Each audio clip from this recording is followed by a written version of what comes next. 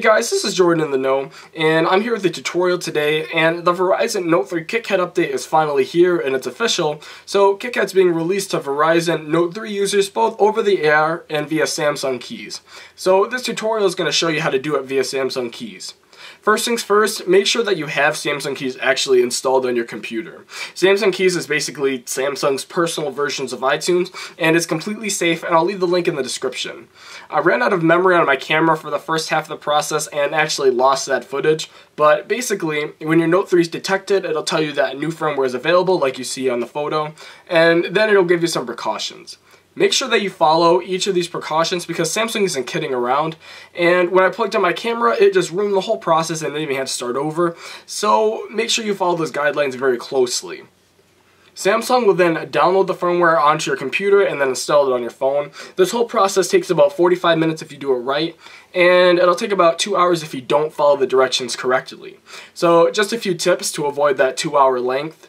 Make sure that you use some sort of OEM cable. Try and use the official Samsung charger that came with your phone. And if you don't have that, try and find an official Samsung Galaxy S4 or an official Samsung Galaxy S5 cable, because this isn't going to work with third-party cables. After you plug it in, don't move anything, just leave it alone or it's going to disrupt the process and make you have to start over.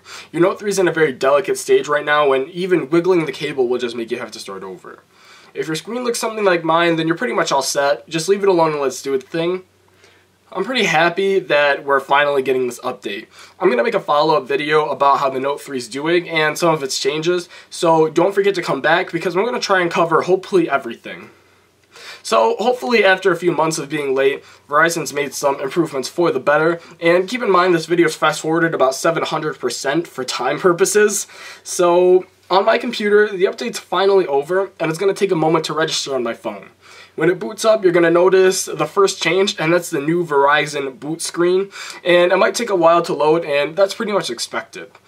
Just a few more optimizations before it can do its official boot, and that's optimizing your apps with the new 4.4 firmware.